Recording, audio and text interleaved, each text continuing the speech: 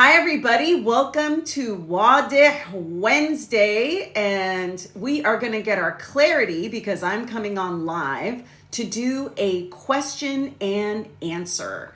So I've got so many of our community members. Thank you so much for your comments, your DMs, your participation. It has been an incredible journey for me to be a part of this with you.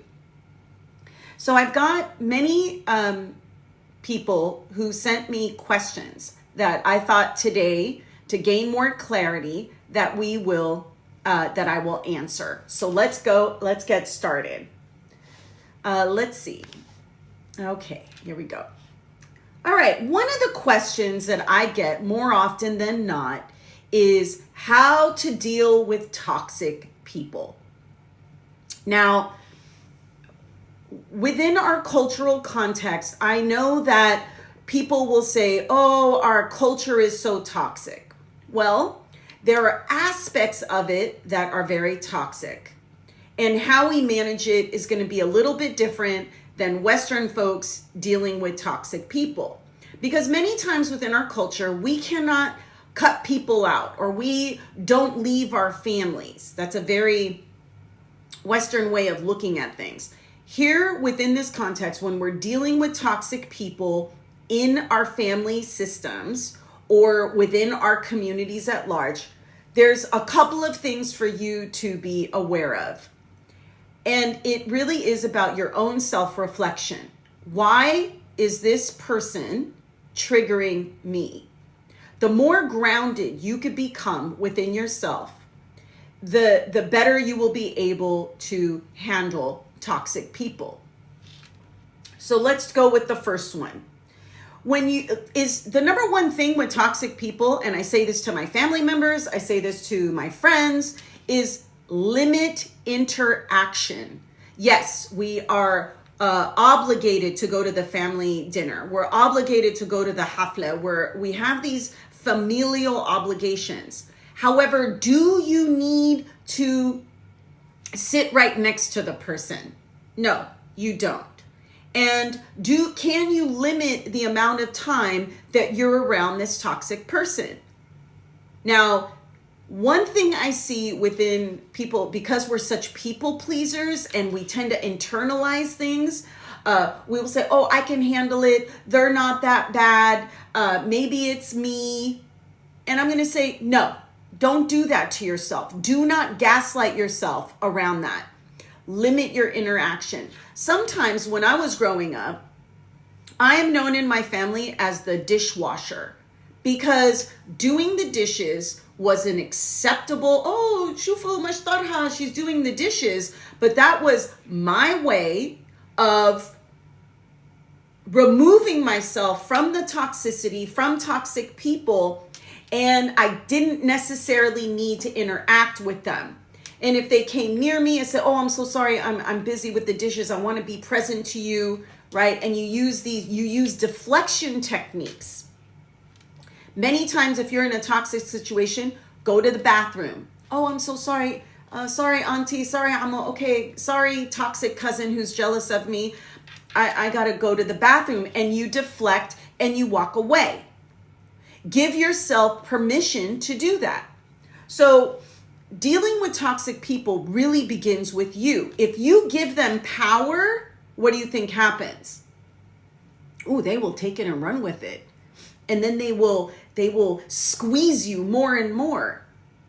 Only if you allow them to.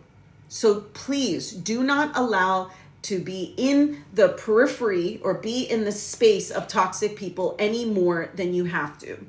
Limit interactions. The other key to dealing with toxic people is to try and stay as calm and as neutral.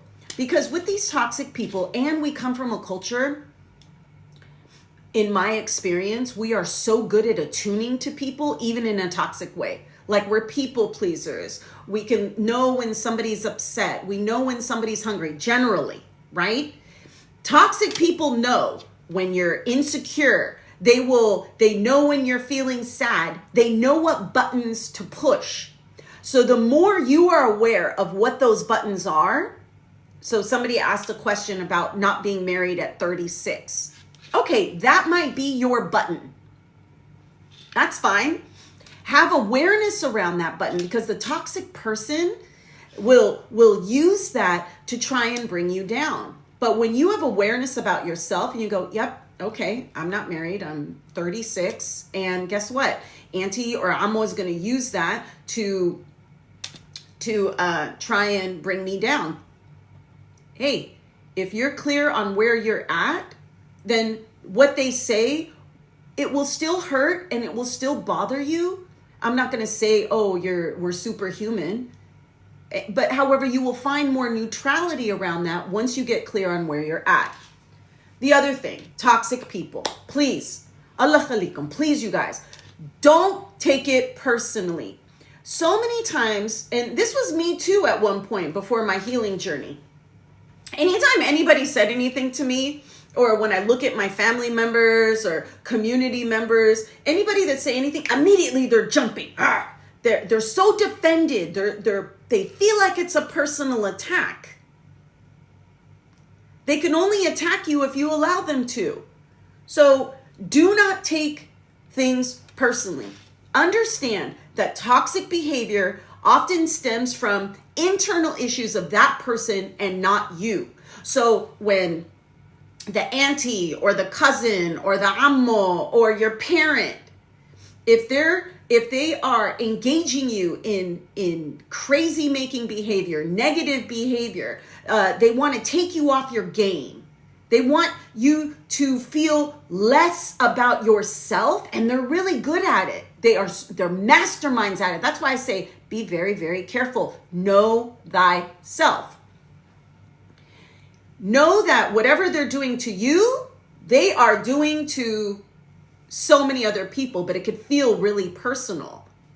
Okay? Because we sweep things under the rug, benihkish, we don't talk about the person that's creating all this drama. We just gossip, and we also engage in these toxic behaviors. Versus when somebody's gossiping, you tell them, honestly, I don't want to talk about my cousin. So it's up to you also to set a boundary in minimizing your own toxic behavior that you may be engaging with these toxic people. So that takes some accountability on your part to say, am I engaging in gossip? Am I engaging in manipulative behavior? What am I doing contributing to this dynamic? And then you course correct. Because if you're matching the toxic energy, guess what? It's one big, if you've gone to a family gathering at a holiday and it's all this asyah and people are yelling and there's all this chaos, well, that's because everyone's matching the toxic behavior. So how do you remove yourself? Limit your interactions. Do not engage. Do not think for 1 second with these toxic people that you will win, because you're not going to win. You can't win. They're too good. So why suffer behind them? The other piece is people will say, well, when can I confront? And I said, well, that depends. Be really, really careful. Because sometimes the toxic behavior can lead to abusive behavior. So use discernment around that. Address issues directly and respectfully, but know your audience. Do not delude yourself into thinking that somehow they're going to hear you or listen to you. Toxic people can't do that. So I can spend an hour just talking about this one question. But remember, maintain your perspective. Remind yourself that the behavior is about them, not about you. Limit your interaction. Do not engage in toxic behaviors yourself. So here we are. So yeah, I have to remind myself not to read the comments because I think here it's going to be really important if we're going to have a question and answer. And yes, I can say I have a certain level of expertise. I've been doing this for 25 years. I've worked within our community for many, many, many years. There are very few Middle Eastern therapists to help us navigate some of these issues. And our issues are, they may not be unique as far as the human experience, but how we navigate them within our cultural context is unique. And there's nothing wrong with that. There's nothing wrong for us to talk about these questions. So thank you to the person who asked how to deal with toxic people. Set boundaries, limit your interaction, don't take it personally, seek support.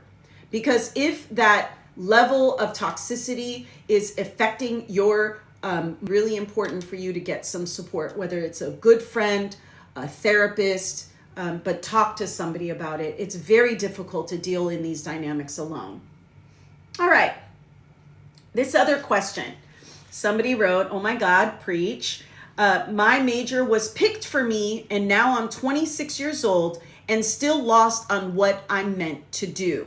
Oh my gosh, if this is not, how many of you, your career direction or your study direction was dictated by your families or dictated by the culture? This is very, very common, right? We have the classic Dr. Mohammed Mohandas, right? And so I can share a personal story. When I was growing up, I wanted to be a teacher, right? I wanted to teach. I love teaching. I would play school. I would be the principal. My parents, when I was 10 years old, and I said, I wanted to be a teacher. They said, and here we are in America, and I understand that. We're in the United States. They were first generation. They wanted to make sure that I was financially, that we had financial means. I understand where they were coming from. But imagine when you're young and you have dreams of doing something and then your parents inadvertently crush it. So my parents were like, teacher? I think it's one of the most noble professions. But to them, they thought, oh my gosh, I'm going to be doomed to this life of poverty, which is not true. However, the reason why I'm mentioning this is I was lost and then I studied business because they wanted me to study business. Actually, they wanted me to get married. Career for me at that time, for women at that time, was not important. It was marriage and children. But with that said, I went to school, I studied business, I studied what they wanted. And I have to tell you, I was 20, probably until I was 36. For about 15 years, I felt lost. I felt how you felt. I didn't know when raiha, when daira. I was in jobs and I would move from job to job. I couldn't find my satisfaction because I was doing something I did not want to do. However, I didn't have the courage or the sense of self to say, no, I'm going to switch gears and I'm going to do what I want to do. And that's when I moved into teaching. And teaching led me into becoming a therapist. And so now I'm a therapist and I teach and I do workshops, and I have never felt so whole and happy, but it did take time. So what does that mean for you? You're lost and you need to ask yourself, reflect on your passions and your interests, your passions and interests. Forget about what the status is and what the family wants. Focus on your strengths. What are you good at? Naturally good at? What do people often compliment you on? You can take assessments online to figure that out. But sometimes it's going back to all the way when you were a child. And sometimes it's going back to what made you happy in doing something. Maybe it was painting. Maybe it was music. Maybe you love to build things. Maybe you loved cars. I don't know. But it's for you to go, what are my strengths? What were my passions? And sometimes we have to go all the way back to when we were little and explore what gives you fulfillment. A lot of times when I work with people within our culture and our families, having us access joy sometimes is very difficult. We can have fun and nifrah and enjoy the parties and stuff, but when it comes to internally feeling that joy about what we do, sometimes there can be a lot of challenges around that, and to be mindful around that. And so you pay attention to the activities that you do, that you lose track of time, where you feel accomplished. And think about also your community and maybe some of the problems that you see. And are there opportunities for you to solve those problems, and maybe you have that, and can you create meaning or a career from that? It's about getting creative. Sometimes it's about experimentation and trying new things. Many times we're risk averse. We're afraid. We're wasting our time. Why are we doing this? Sometimes we get naysayers in our families. If we want to try something new, they go, oh, why are you doing that, Lish? Why are you doing? And then they start doing that. And then you start to shame yourself, or you start to feel exhausted around that. All I'm encouraging you to do is, it's okay to experiment, try new things. Maybe keep it to yourself initially, so that you can get grounded in what it is that you want. And I can promise you, if with taking time and figuring this out for yourself, you will find meaning. I can tell you, it did take me 16 years. So be patient with yourself. Not that, okay, I'm the gauge, but I'm saying sometimes these things take time. And then especially if you're making money, to do that career shift can be very, very challenging. Think about also visualizing your ideal life. If you had your ideal life, what would that look like? Okay? And be patient. So 4 questions I like to ask myself is what you love, what are you good at, what the world needs, and what can you be paid to do? So thank you for that question. That really hit home for me, because that was something I struggled with probably most of my adult life. All right, let's see. Let me see if there's questions in the comments. Let's see, because I do have some more from why are Arabs so jealous of each other, especially with engagement and marriage? Oh, Mira, thank you for that question. Oh my gosh, that is a huge question. Let's talk about jealousy for a moment. Sometimes, again, it's an internal insecurity it's an internal insecurity of that person. And because we value marriage is a key value in our culture. That if so-and-so got married and you're not married, there tends to be some shame around that. Okay? So if you get married or you're engaged, you're going to get a lot of energy thrown at you, not because of you, but because of where they're at. Okay? And especially if you married somebody that the community deems wonderful, you may get even more pushback. The jealousy comes from, again, this competition that's fostered, that toxic behavior that's fostered within our culture, this comparison game that seems to happen since we're little. Oh, look at what she's doing, or look at what he's doing. How come you're not doing that? Look at your cousin. This goes back to the toxic question, how to deal with toxic behavior. And you could see it leads to jealousy, particularly around engagements and marriage, because we value that. This next question is very, very difficult. And the person asked, but what if you don't want to hurt someone by ending a relationship? And I'm here to let you know, you are going to hurt them. The person is going to have their feelings, but it's their responsibility to take care of their own feelings. I see so many Arab within our culture sacrifice their lives and suffer because they are afraid to end a relationship, particularly around divorce. The stigma around divorce is still very, I think it's better. However, there's still a lot of energy that gets thrown at people around that. It is their responsibility to heal. I'm going to encourage you not to spend a lifetime not wanting to end a relationship. If you are not happy, figure out why you're not happy. If there's any type of abuse, physical, emotional neglect, I always say, and I say this to all my siblings, I say this to my cousins, save yourself. Save yourself. Because at the end of the day, you're the one that's going to be left with all the emotional upheaval, trying not to hurt another person, especially when it comes to relationships. Let's see.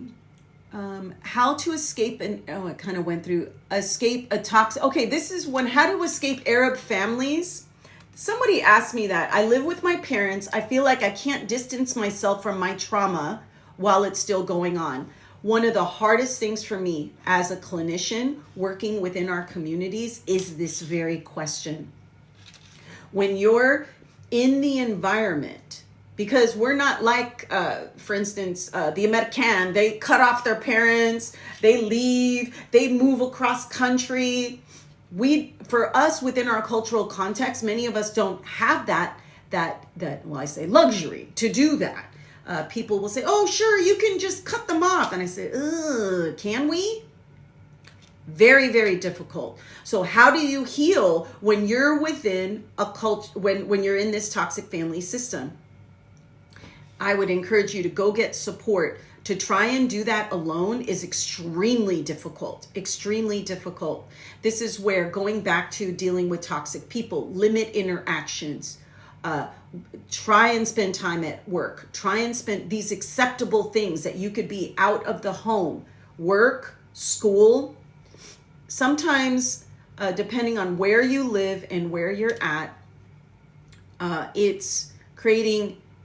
Sometimes people will use marriage as an escape to get out of their family systems. But then usually if you pick someone just to get out of your family home, then you're going from one toxic environment to another. So I say choose wisely, but find your escape. How can you escape? Through your writing, through music, and again, limiting your contact with people. But your trauma healing is going to be compromised, and I do need to say that, because you're in the environment so you're constantly triggered. So how do you find safety?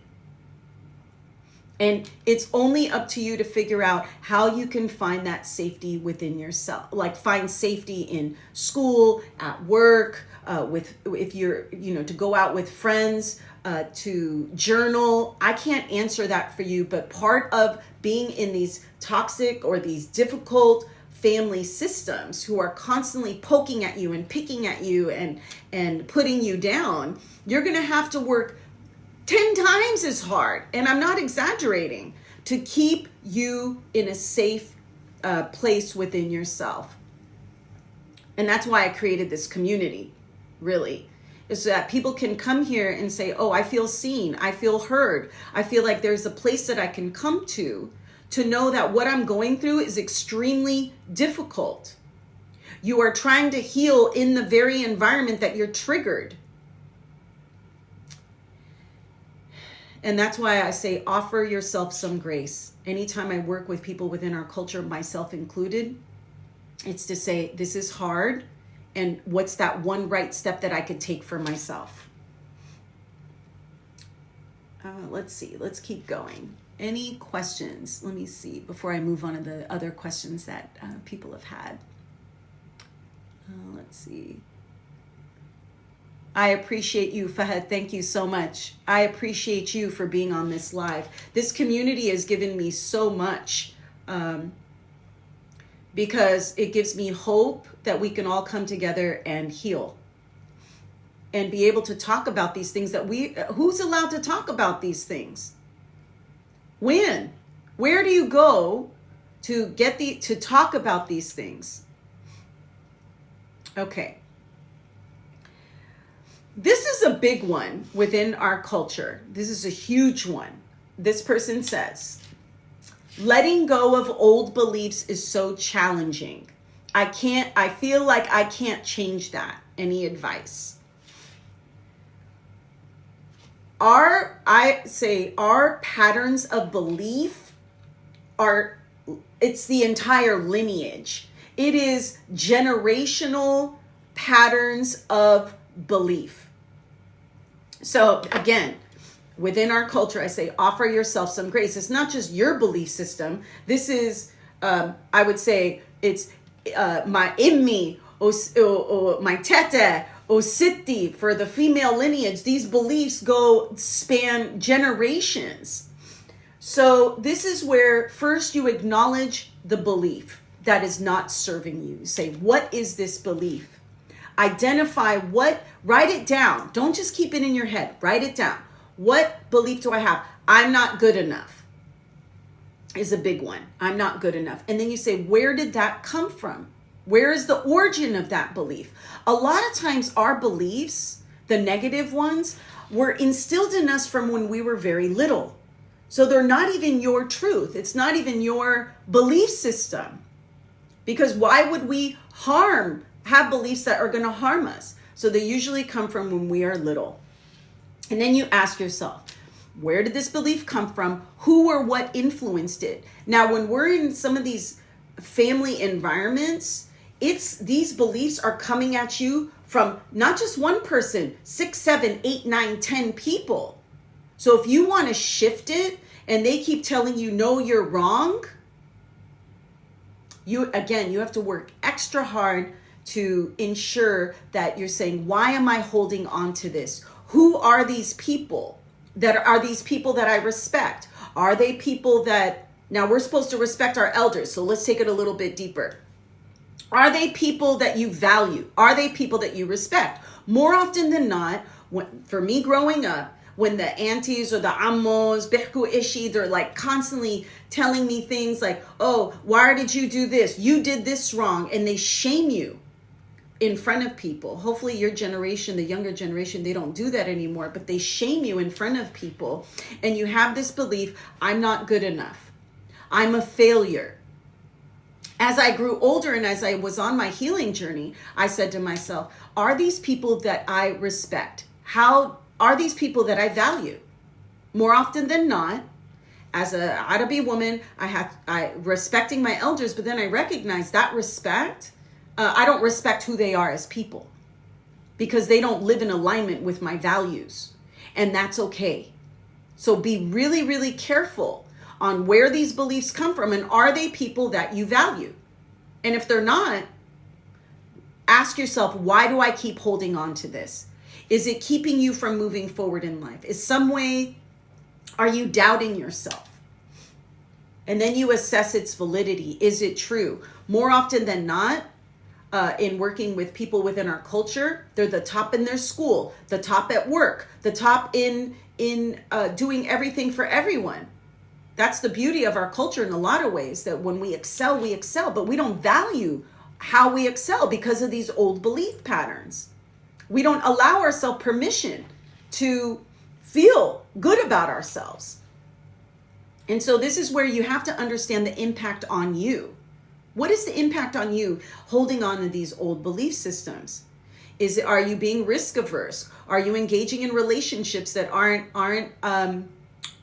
healthy for you?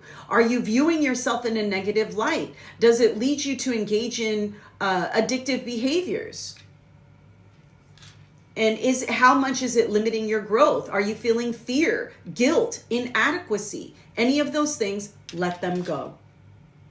And challenge these beliefs and replace it with a new belief. And sometimes you got to start small. You can't go from, oh, I'm a failure to, oh, I'm a success. That's too much. The body's going to go, that's BS. That's why when I work with people within our culture, I don't do all the, you're wonderful, you're great, because we don't trust that. Because our nervous systems are like, But I'm honest with them to say, what evidence do you have of these beliefs? There's no evidence. So at least can you tell yourself there's no evidence of that belief? Start there. And then you practice self-compassion. And that is so important. Then you take those small steps for yourself. Maybe saying no to a toxic relationship, maybe saying no to a family event, maybe giving yourself permission to walk away.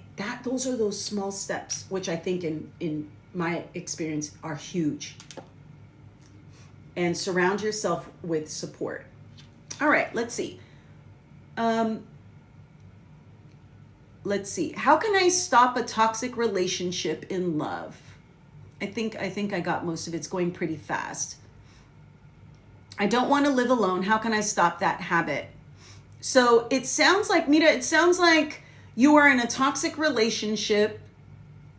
You're in love with someone and you don't want to be alone. Yes. It's leaning into that you would rather suffer in a toxic relationship than be alone. So being alone is hard. Being in a toxic relationship is hard. Which hard do you want to choose? Now, I don't judge that, but if you're in a harmful situation, it's leaning into what is your fear around being alone. Now, a lot of times, we're afraid to be alone because we're afraid to sit with ourselves because of the shame, because of the guilt, or maybe you just like to be around people. That's okay too. I think we forget that. The only thing I can tell you is, again, leaning into what is your fear in being alone, and which hard do you want to choose, and what's the toll of you staying in that toxic relationship versus you being alone. You just assess the consequences. How do you get out of that? You know who I really like, if you guys wanted to check him out? His name is Alan Robarge, Robarge. He's an attachment trauma therapist. You can find him online. His work, he's got tons of videos. He's very knowledgeable. I would definitely check him out around your trauma, wounds, and attachments. All right, let's see. How are we doing on time? Okay, we're doing pretty good. Let's see, another question I got. This is a big one. How about Arab parents not letting me do things at 20 and having to choose between them and being free? Okay, so this is where this dichotomy, I'm either choosing myself or choosing my family. What I'm hoping all of us in here can do together is, how can we blend? How can we still be a part of our families and still have a certain level of autonomy? And that begins with understanding, where are your parents coming from? A lot of times they're afraid. Many times they want control. Now, I'm not talking the toxic, severely emotionally. I'm talking your average Arab parent, more often than not, are coming from a place of love. They're coming from a place of concern. And so one of the things that it's important to remember is talking to them about what, if they're open, talking to them about what you need, and then understanding what their needs are and how do you work together as a family. It took me a long time to work with my family around that, to say, Yamma, Baba, I love you and I want to see you. I would see them 4 times a week, and they would say, how come we don't see you? But I knew I needed time for myself. I said, look, I love you. I want to see you. And I can't come Sunday because I don't say I need to do things for myself. I say, I will come see you another day. So again, I don't have the right answers for that because each person's family situation is going to be different. And choosing you have to be really careful in how much you choose you, because it could isolate you from our families. Sometimes people choose to do that, and that's okay. But for you to be able to find those openings in leaning into, what are they afraid of? They don't want to lose you, or they think they know better. And sometimes they can offer some helpful things. But for you to strengthen within yourself, what do you need to have that autonomy? And sometimes that requires Arab finesse, where you need to, I don't want to say hide, because so many Arab hide from their parents so many things. However, sometimes you may have to do that. And I don't know. I think sometimes that's okay. Somebody asked me to repeat the name of the attachment trauma therapist.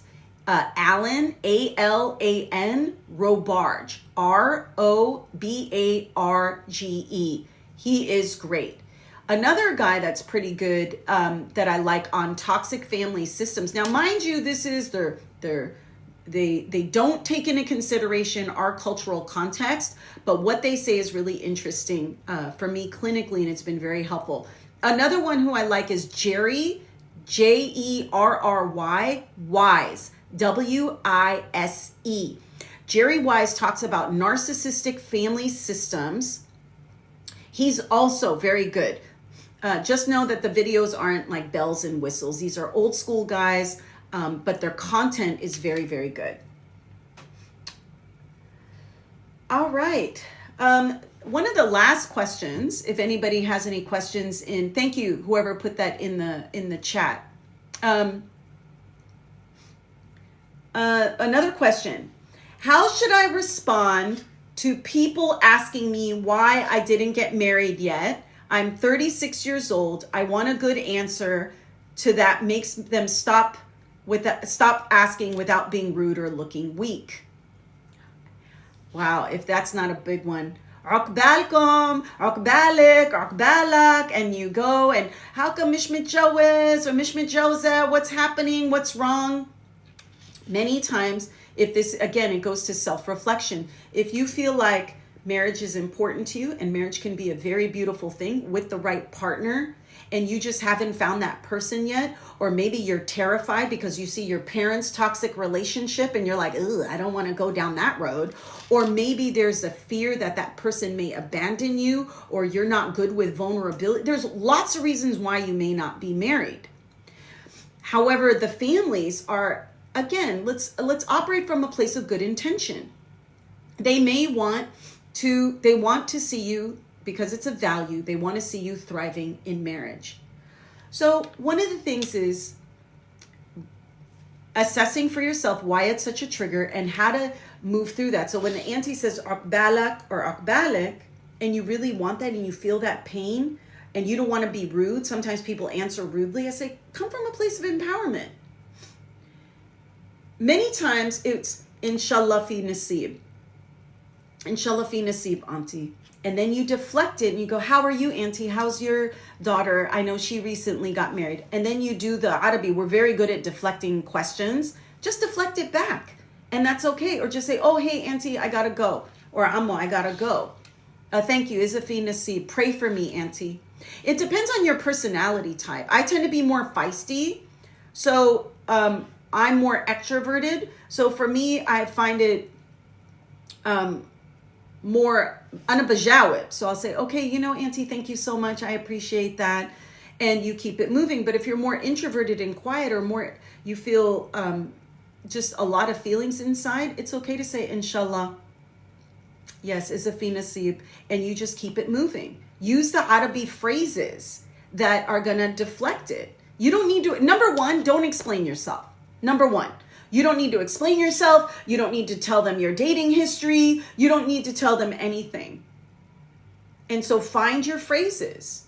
But it's really not about looking weak. Only you can feel that weakness within you if you still have shame or feel like a failure that you're not married yet. Once you move through that, they won't be able to penetrate you in the same way they did before.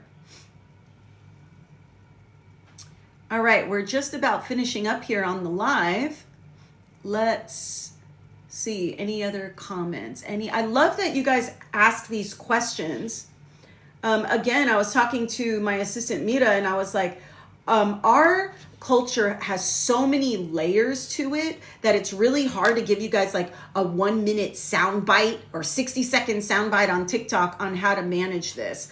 But hopefully I gave you some things to think about around your relationships.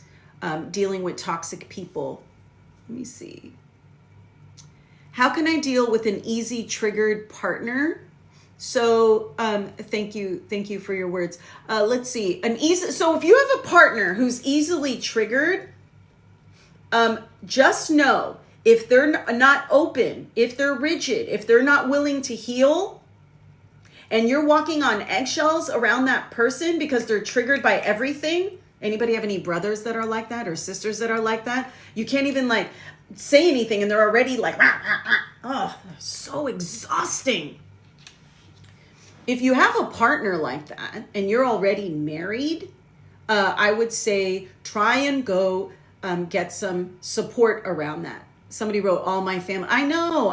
And you may be the healer. All of you in here or anybody that follows this content, it's always an indicator to me that they're like the one lone ranger in their family, usually known as the black sheep. I definitely was the black sheep in my family. where you want to heal and you want to move forward. So you being in here shows me the courage that you have, or the curiosity that you have to heal. So when you have all these people that are easily triggered, or if you have a partner that's easily triggered, know that you cannot shape their experience. You cannot change them. The only thing you can do is lean within yourself, not to own their trigger. The thing you can do is say, okay, did I have a part in that? Did I see something negative? Was I contributing to that? So you can only reflect on your own self. Did I take a tone with them? Was I yelling? Was I jumpy? Which then again made them uncomfortable. So, but this is about, are they open to talk to you about it? If they're not open and you're in a marriage, it's going to be really, really hard. Be patient. A lot of times it's their trauma.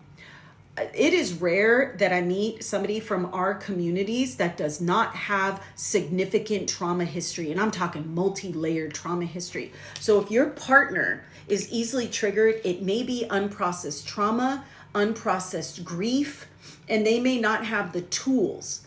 So yes, it may be on you to be the guardrails for them in the relationship by saying, hey, did you want to look at this? Did you want to go get help? Did you want to be able to explore this for yourself? How can we explore it together and heal together? If they're not open for that, I'm going to encourage you to go back to what I said about how to deal with toxic people and limit interactions. Find your joy, because that's a very difficult dynamic to be in. All right, everybody, I wanted to thank you so much for being a part of today's live on Wadeh Wednesday, answering your questions and answers. Feel free to DM me, respond to any posts that I have with questions. On Wednesdays, I will try and address them as much as possible. And on City Sunday, so every Sunday at 10 a.m. Pacific time, I do come on and I talk about mental health topics. So please join me there, City Sunday. Thank you for joining me on Wadeh Wednesday. I really appreciate you guys. Thank you for being on this journey with me of support, and let's heal together as a community. We are a wonderful people, and all I'm saying is we can fine tune to just be even greater.